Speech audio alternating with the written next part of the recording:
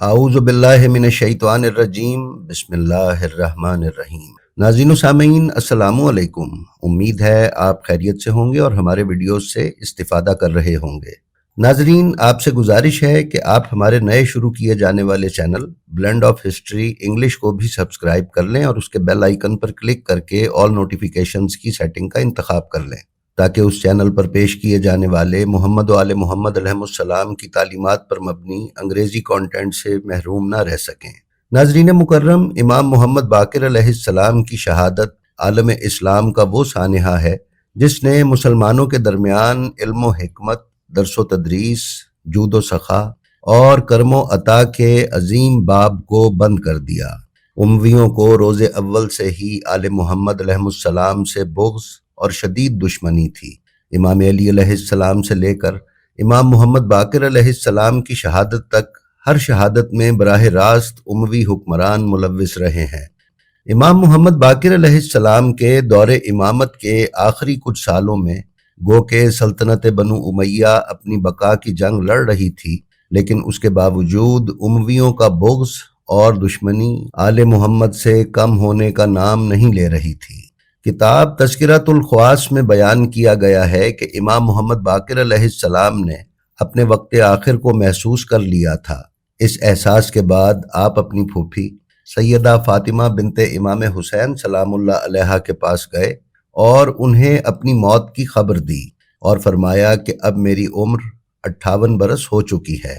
کشف الغمہ جلد دوئم میں بیان کیا گیا ہے کہ امام جعفر صادق علیہ السلام نے فرمایا کہ میرے والد ماجد نے ارشاد فرمایا تھا کہ امیر المومنین حضرت علی علیہ السلام 58 برس کی عمر میں شہید ہوئے تھے اور امام زین العابدین علیہ السلام بھی 58 ہی برس کی عمر میں شہید ہوئے تھے، اور اب میری عمر بھی 58 برس ہے۔ امام علیہ السلام کے اپنی پھوپھی سے یہ بات کرنے سے حضرت فاطمہ بنت الحسین سلام اللہ علیہ نہایت مغموم ہو گئیں، کیونکہ آپ جانتی تھیں کہ امام محمد باقر علیہ السلام خاندان کے ان افراد میں سے ہیں جو معرکہ کربلا میں دشمنوں کی تلوار سے بچ گئے تھے۔ ناظرین، جیسا کہ ہم نے بیان کیا ہے کہ ائمہ طاہرین کے ساتھ امویوں اور عباسیوں کی دشمنی ان کے علم و فضل اور ان کا خلافت کا اصل حقدار ہونا تھی۔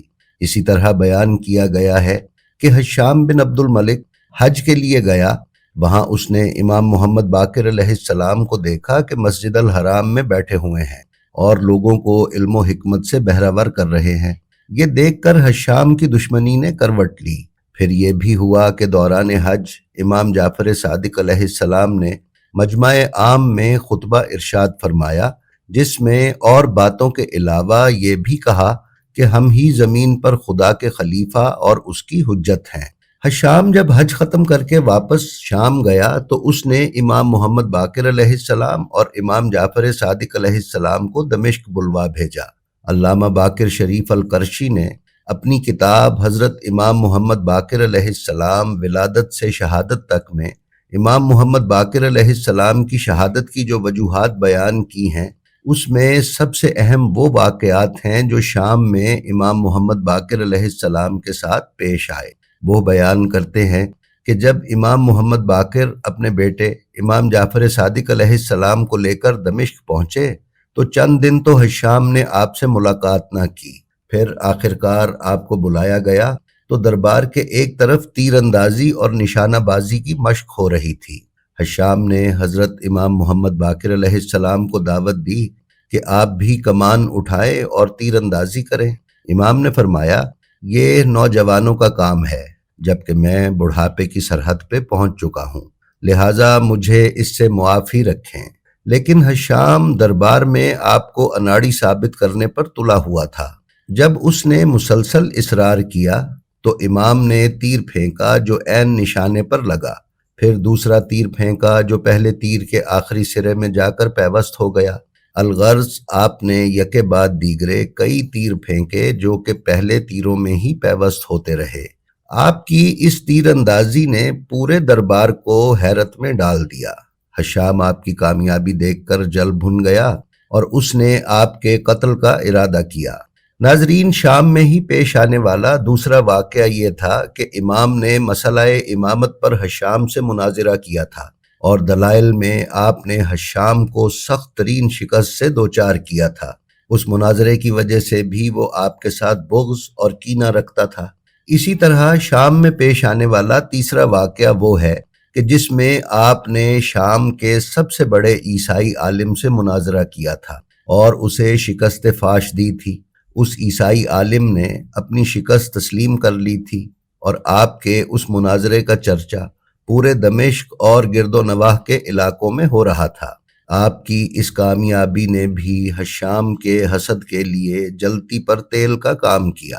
ناظرین، علامہ نجم الحسن کراروی نے بیان کیا ہے کہ آپ اگرچہ اپنے علمی فیوز و برکات کی وجہ سے اسلام کو برابر فروغ دے رہے تھے، لیکن اس کے باوجود حشام بن عبد الملک نے آپ کو زہر کے ذریعے سے شہید کروا دیا اور آپ 7 ذو الحجہ 114 ہجری مدینہ منورہ میں شہادت پا گئے۔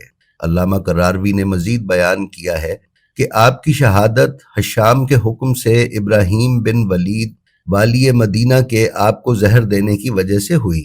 آپ نے اپنے فرزند امام جعفر صادق علیہ السلام کو وصیت کی تھی کہ آپ کو اسی قمیص کا کفن دیا جائے جس میں آپ نماز پڑھتے تھے۔ آپ اس طرح سے اپنی عبادت کا شاہد ساتھ لے کر جانا چاہتے تھے۔ امام علیہ السلام کی دیگر وصیتوں میں سے ایک وصیت یہ بھی تھی کہ آپ نے اپنا کچھ مال وقف کیا اور حکم دیا کہ اس مال کو ایسی نوحہ خواہ عورتوں پر خرچ کیا جائے جو 10 سال تک منی میں مجھ پر نوحہ خوانی کریں۔ آپ کے اس اقدام کا مقصد یہ تھا کہ منی میں عالم اسلام کا ہر سال حج کے سلسلے میں سب سے بڑا اجتماع منعقد ہوتا ہے اور پورے عالم اسلام سے لوگ سمٹ کر وہاں آتے ہیں۔ جب نوحہ خواہ عورتیں نوحہ پڑھیں گی تو پورے عالم اسلام کو بنی امیہ کے ظلم و ستم کا علم ہو جائے گا اور انہیں معلوم ہو جائے گا کہ بنی امیہ نے ان پر کیا کیا مظالم ڈھائے ہیں۔ ناظرین، علامہ باقر شریف القرشی نے اپنی کتاب حضرت امام محمد باقر ولادت سے شہادت تک میں بیان کیا ہے کہ حضرت امام محمد باقر علیہ السلام کے جسم پر زہر نے اثر کیا۔ آپ موت کی طرف بڑھنے لگے۔ آخری لمحات میں آپ ذکر الہی اور تلاوت قرآن میں مصروف تھے۔ اسی حالت میں آپ کی روح نے رفیق اعلیٰ کی طرف پرواز کی۔ دنیا سے وہ شخصیت رخصت ہوئی جس نے جہان میں علم و فکر کی آبیاری کی تھی اور جس کا اس وقت کوئی ہمسر نہ تھا۔ آپ کی وفات سے تاریخ علم و فکر کا سورج غروب ہو گیا۔ ناظرین، حضرت امام جعفر صادق علیہ السلام نے اپنے والد ماجد کو غسل و کفن دیا۔ اپنے عظیم والد کی شہادت پر گریہ کر رہے تھے۔ پھر امام محمد باقر علیہ السلام کے جسم کو تہلیل و تکبیر کی صداؤں میں حمیمہ سے مدینہ منتقل کیا گیا۔ مسلمانوں کی بہت بڑی تعداد نے جنازے میں شرکت کی تھی۔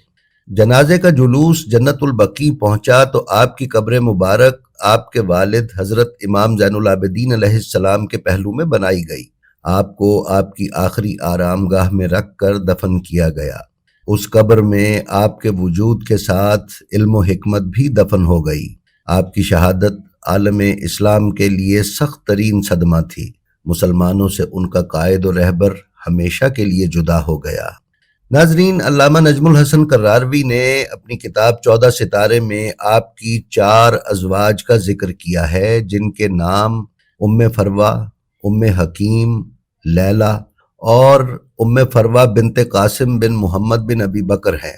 حضرت ام فروہ بنت قاسم بن محمد بن ابی بکر سلام اللہ علیہ سے حضرت امام جعفر صادق اور حضرت عبداللہ افتحہ پیدا ہوئے، اور حضرت ام حکیم بنت اسد بن مغیرہ ثقفی سلام اللہ علیہ سے ابراہیم و عبداللہ نام کے بچے، اور حضرت لیلہ سلام اللہ علیہ سے علی اور زینب نامی بچے دنیا میں تشریف لائے، اور چوتھی بیوی سے ام سلمہ نامی بیٹی اس دنیا میں تشریف لائی۔ جی تو ناظرین، یہ تھی ہماری آج کی ویڈیو۔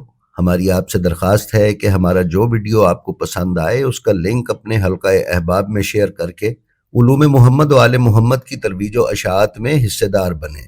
آپ اپنا اور اپنے متعلقین کا بے حد خیال رکھیں اور اللہ کی مخلوق میں آسانیاں تقسیم کرتے رہیں۔ اللہ آپ کا حامی و ناصر ہو۔ السلام علیکم۔